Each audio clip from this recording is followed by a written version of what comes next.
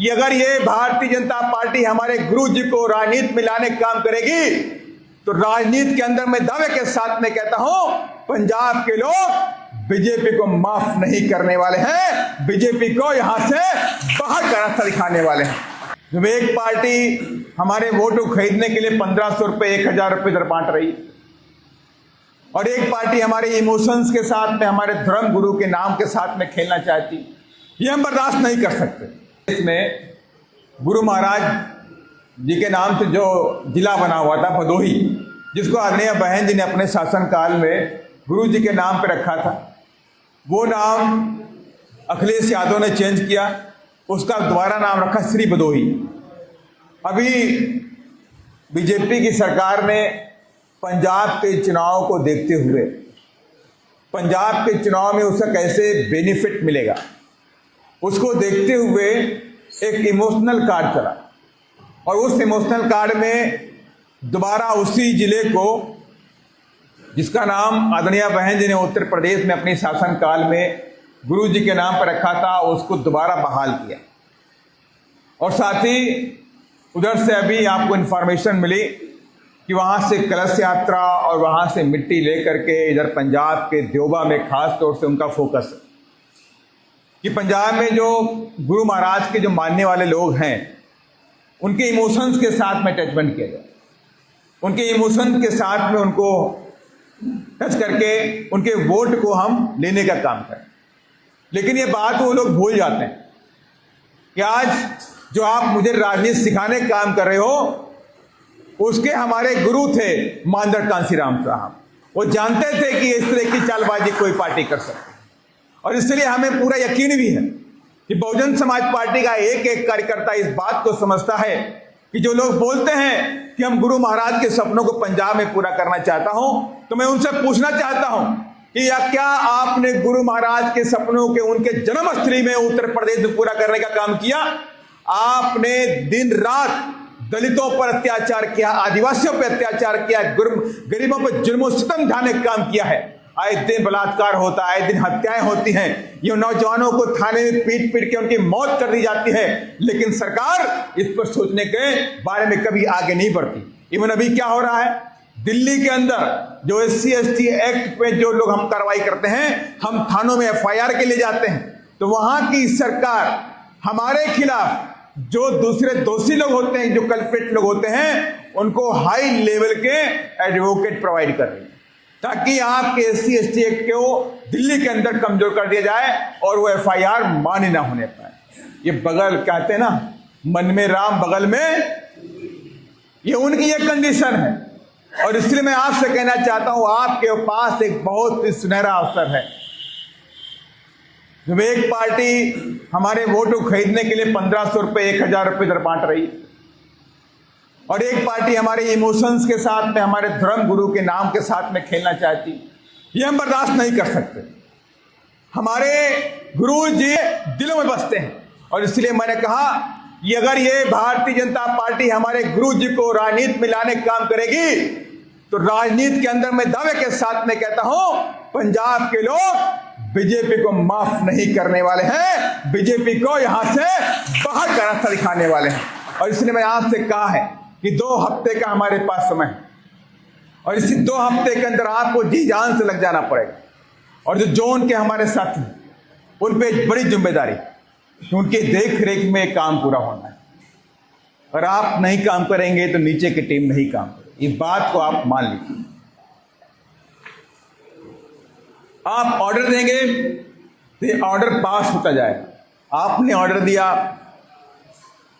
नीचे के लोगों को, जिला अध्यक्ष को दिया, या आपने ऑर्डर दिया पार्लियामेंट इंचार्ज को दिया, आपने ऑर्डर, पार्लियामेंट इंचार्ज ने, डिस्ट्रिक्ट इंचार्ज ने ऑर्डर पास किया असेंबली कमेटी को, असेंबली कमेटी ने उसको अपने पास उस ऑर्डर को लपेट करके बस्ते में रख लिया बंद करके।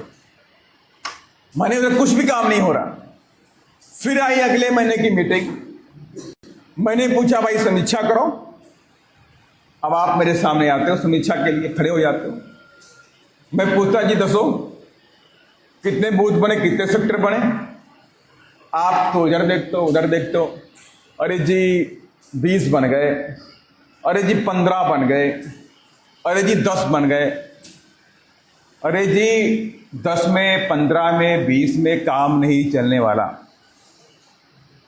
अगर आप सच्चे मन से बीएसपी को इधर सत्ता में लाना चाहते हैं, अगर आप सच्चे मन से गुरु महाराज का सपना यहां पर पंजाब में पूरा करना चाहते हैं, तो करो मरो जैसा काम करना पड़ेगा।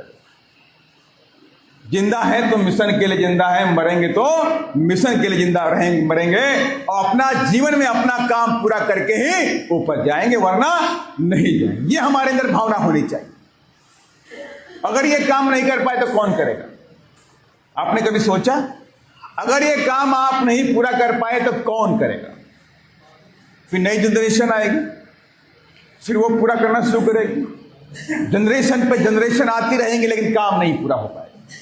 जिस काम को हमें 10 साल पहले पूरा करना चाहिए था, वो 10 साल पहले हम नहीं पूरा कर पाए।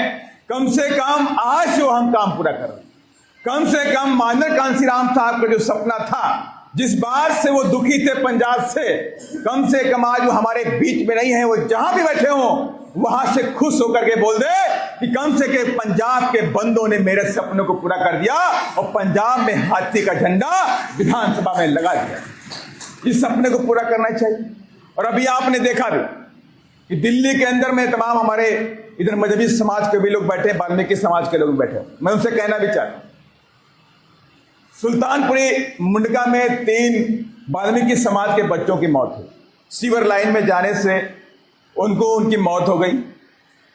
उधर बीजेपी का एमपी गया, उसी हलके में गया, और आई थिंक उसके जो 3 बंदे जो खत्म हुए, एक चंद था, एक वीरेंद्र था, एक समथिंग और कोई नाम था।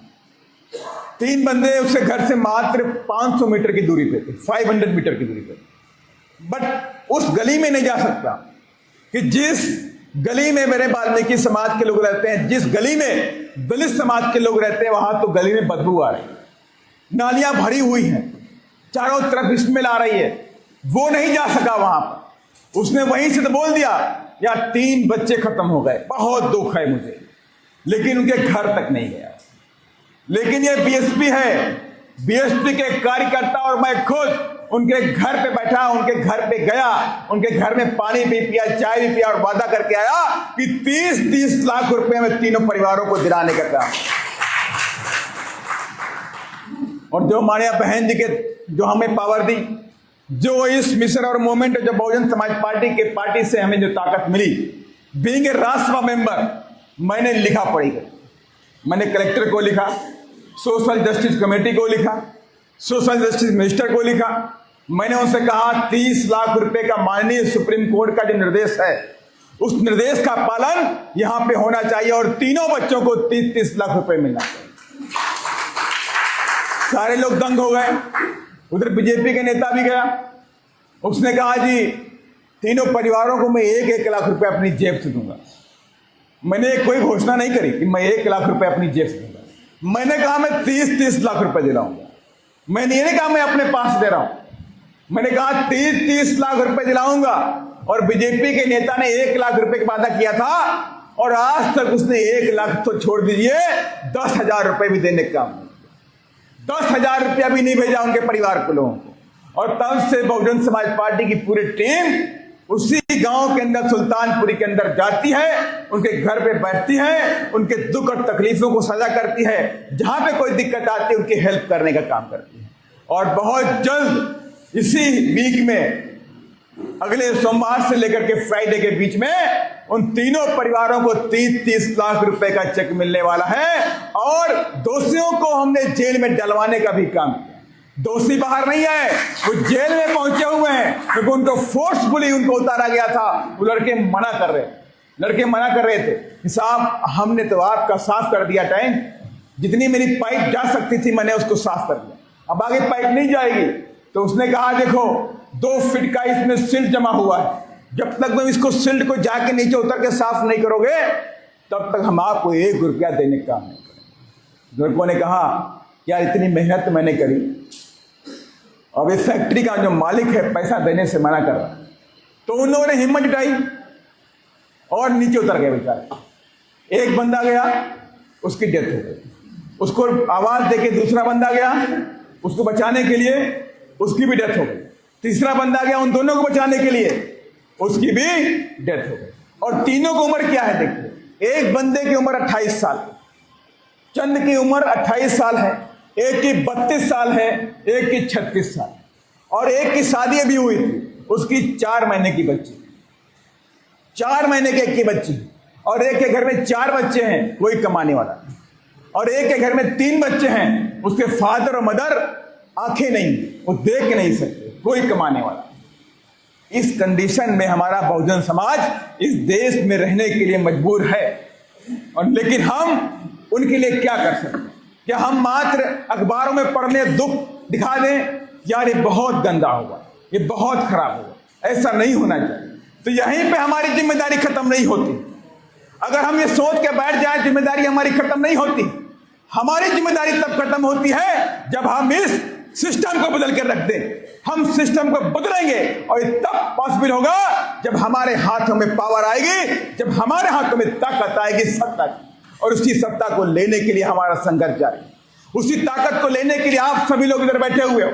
अगर पंजाब के अंदर आपने ताकत दिखा दी तो मैं दावे के साथ में कहता हूं कि बहुजन समाज पार्टी इस प्रदेश में नंबर 2 की पार्टी कम से कम बन करके आने वाली है, चौथे 5वें नंबर पे नहीं जाएगी। और इसलिए मैं आपसे कहना चाहता हूं, 2 हफ्ते का आपके पास डेडलाइन मिला हुआ है, और मुझे यकीन भी है कि 20 तारीख के बाद से मैं खुद आपके प्रदेश के अंदर, मैं खुद असेंबली वाइज जाऊं, हर असेंबली के अंदर जाऊं, हर असेंबली के अंदर वर्कर मीटिंग करूंगा। अब मेरी मुहिम होगी संगठन को लेकर के, मैं आपके असेंबली के अंदर जाऊंगा, आपसे समीक्षा कराऊंगा, वर्कर्स को मोटिवेट करूंगा, उन्हें अगली जंग के लिए तैयार कर दूंगा साथियों। यही मेरा मकसद होने वाला है। और मुझे यकीन है कि अगर आप सभी लोगों ने एक कसम खाली तैयार कर ली तो पंजाब की राजनीति को इस बार हम सब मिलकर के बदलने वाले हैं। जय भीम, जय भीम। धन्यवाद, धन्यवाद।